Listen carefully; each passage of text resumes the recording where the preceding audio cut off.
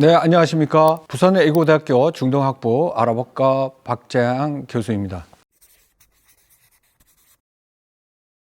중동의 허브 도시를 꿈꾸는 빈 살만이 사우디 개방 정책을 추진하고 있습니다. 그것이 사우디 비전 2030 프로젝트입니다. 그동안 사우디의 경제 구조는 석유 중심의 경제 구조로 이루어져 있었습니다. 이것을 탈피하는 정책입니다. 산업의 다각화를 통해서 민간 역량을 강화시키고 사회, 문화, 종교 다양한 분야의 개방을 통해서 사우디의 혁신적인 개혁을 이루는 것입니다. 2030 프로젝트 내에 바로 우리가 알고 있는 모래사막 위에 최첨단 도시를 건설하는 프로젝트인 네옴시티 프로젝트가 있습니다.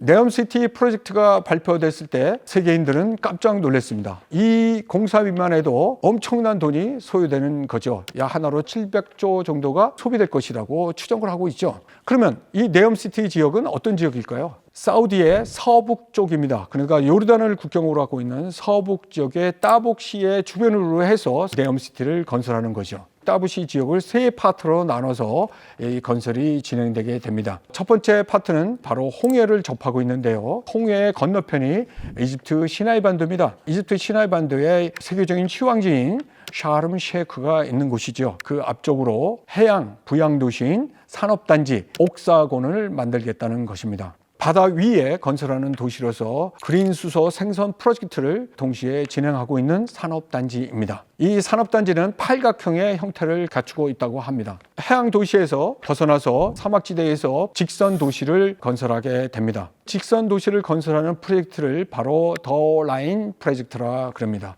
170km에 달하는 길이에 200m 폭으로 해서 500m 높이로 해서 양면으로 거울을 설치해서 직선 도시를 만든다고 보시면 되겠습니다. 이 직선 도시에는 약 900만 명의 주민이 살게 하는 스마트 첨단 도시 제로 탄소 지역으로 만들겠다는 것이 빈 살만의 구상입니다. 더 라인 프로젝트 위에 북쪽으로 가서 해발 2,400m 정도 되는 산악지대에 트로제나라는 프로젝트를 건설할 계획을 가지고 있습니다. 트레제나 프로젝트라는 것은 겨울 휴양 도시를 만든 것입니다. 겨울 레저 타운으로 건설하는 것이죠. 여기서 2029년 동계 아시안 게임이 개최될 예정으로 있습니다. 인공 눈으로 만들어서 2,400km의 산악지대에 스키장을 건설하고 동계 아시안 게임을 개최하겠다는 것이 사우디의 구상입니다. 이렇게 해서 네옴시티의 구상은 세 지역 파트로 이루어지게 되는 거죠. 홍해 지역의 옥사곤 프로젝트, 그리고 사막을 가로질러 직선 도시 더 라인 프로젝트를 만드는 것이고 2,400m 정도 되는 산악지대에 바로 트레지네라는 겨울 레저 도시를 만드는 것입니다. 더 라인 프로젝트의 1차 공정이 2030년도에 마친다고 합니다. 기초 공사가 진행되고 있기 때문에 우리나라 건설 회사도 들어가서 건설을 하고 있죠. 2055년에 완공될지는 그 1차 공정이 끝나 봐야지 알 수 있을 것 같습니다. 그렇지만 더 라인이나 옥사곤이나 트레지나 공사가 완공이 안 되더라도 세계인들의 주목을 받는 허브 도시가 될 가능성은 크다, 이렇게 볼 수가 있겠습니다. 바로 홍해 건너 이집트 시나이 반도가 있고 이집트와 사우디 네옴시티에 건설하는 지역과의 그 사이에 아까바망이 들어가게 되는데요. 이 아까바망은 뭐냐면 4대 국경, 4 국가의 국경을 접하고 있는 지역입니다. 그래서 아까바망에 접하고 있는 항구를 보면 이집트 쪽에 누에바라는 항구가 있고 요르단 쪽엔 아까바 항구가 있고 이스라엘 항구인 엘리어트가 있는 4개의 국가와 접하고 있는 지역입니다. 그래서 빈 살만이 주장하고 있는 이 네옴시티의 프로젝트, 그래서 중동의 허브 도시로 만들겠다는 이 프로젝트는 6시간 안으로 세계와 다 연결하겠다. 두바이처럼 세계의 허브 도시로 만들겠다는 것이 빈 살만의 구성입니다.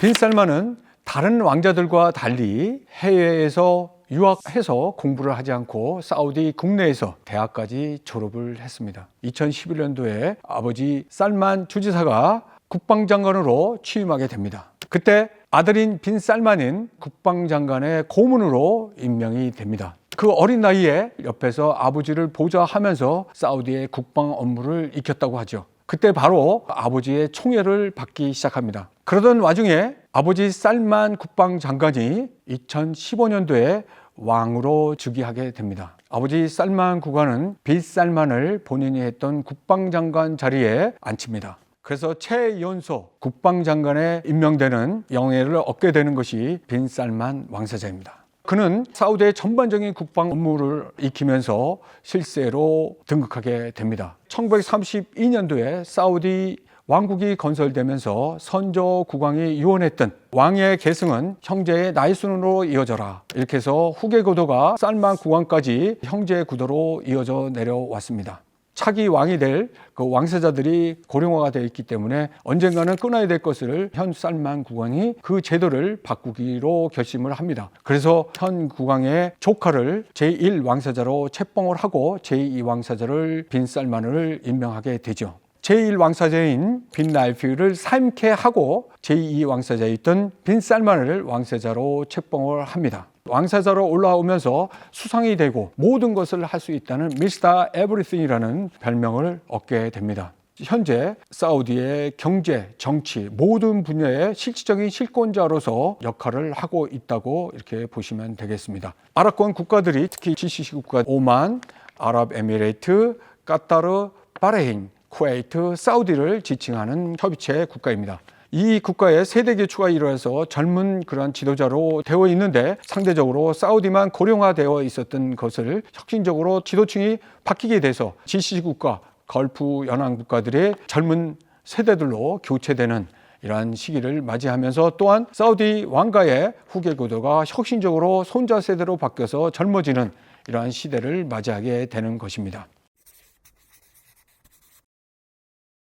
빈 살만이 국방장관이 시절 때도 한국에 와서 국방협력을 강화했습니다. 사우디는 석유 의존의 중심 사회였죠. 그래서 석유를 무기화해서 정치, 외교를 펼쳤다고 볼 수가 있습니다. 그에 반면에 군사면 쪽에서는 그렇게 선진화되어 있지 못했습니다. 사우디가 군사 부분에 이렇게 강화를 하려고 하는 의도는 국경을 접해 있는 예멘이 내전을 하고 있고, 그 다음에 이렇게 이팔 분쟁이 일어나고 이랬을 때 사우디의 군사력으로 외교를 할 수 있는가? 그래서 사우디가 군사력을 더 강화시켜서 주변 영내에서의 정치 애교적인 그런 힘을 키우기 위해서 군사력 강화에 힘을 쓰고 있는 것이 아닌가 이렇게 볼 수가 있겠습니다.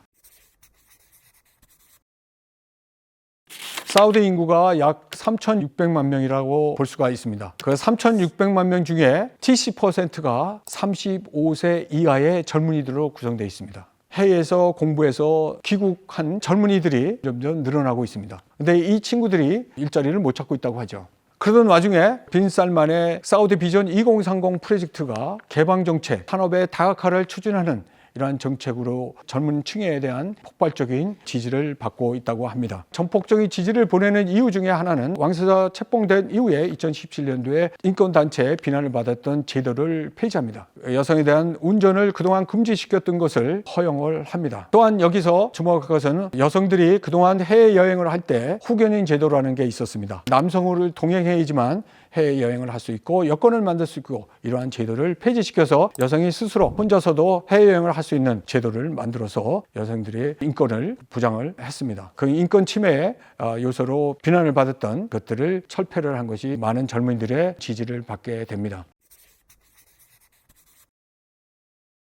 빈 살만은 스포츠 분야에 투자를 하게 되죠. 스포츠의 국제 행사들을 개최한다든가, 유명한 프로리그에서 뛰고 있는 호날두라든가 네이마르라든가 세계적인 스타들을 국부 펀드로 천문학적 숫자를 지불하면서 국내 리그에서 뛰게 한다든가 이러한 정책을 핍니다. 이 스포츠 분야에 그 투자를 하는 것이 얼마 전에 있었던 반정부, 반왕정 언론인인 자르쿠시 사건, 그 다음에 두 번째는 예멘 내전 사건, 세 번째는 레바논 총리 납치 사건, 이런 사우디에 대한 부정적인 이미지를 스포츠에 투자를 해서 긍정적인 이미지로 바꾸는 것이 아닌가 하는 의심의 눈초리를 보내고 있죠. 그러나 사우디만이 그 스포츠 분야에 투자하는 것이 아니라 아랍의 왕자 만수르도 영국의 프로리그 맨시티를 소유하고 있죠. 카타르는 프랑스의 상제르몽이라는 클럽을 인수하고 있고요. 너무나 스포츠 투자를 부정적인 이미지로 볼 것이 아니라 또 다른 새로운 분야에 대한 투자의 개념이 아닌가, 이렇게 저는 개인적인 생각이 듭니다. 중동 정쟁 개입과 엑스포를 사우디가 유치할 수 있는가에 대해서 한번 살펴보도록 하겠습니다. 저는 단호히 말씀드리지만 영향이 없을 것이다, 이렇게 말씀드릴 수가 있겠습니다. 사우디의 성명은 팔레스타인 국민과 같이 한다고 그랬습니다. 팔레스타인의 하마스와 같이 한다고 성명을 낸 것이 아니라 이팔 분쟁으로 인해서 고통을 받고 있는 팔레스타인 주민과 같이 하겠다는 의미로 해석을 하시면 됩니다. 사우디는 구호 물자는 보낼지언정 군사 참전은 하지 않을 것이다 라는 것이 관측되고요. 이런 것으로 인해서 2030 리야드 엑스포에 영향을 줄 것이냐, 약간의 영향은 있을 수가 있죠. 그렇지만 개최는 2030년도에 되는 것이기 때문에 영향은 없을 것이다 라는 것이 저희 개인적인 생각입니다. 사우디 비전 2030이 완공된 해에 이러한 행사를 하겠다는 것이기 때문에 사우디도 유치 전에 적극적으로 뛰어들 것입니다. 그래서 우리도 부산 엑스포를 위해서 지금까지 준비했던 계획들을 차질 없이 최선의 노력을 다해서 유치에 뛰어들어야 된다는 것을 명심해야 되겠습니다. 제가 준비한 강의는 여기까지입니다. 강의가 재미있었으면 좋아요, 구독 버튼 눌러주십시오. 감사합니다.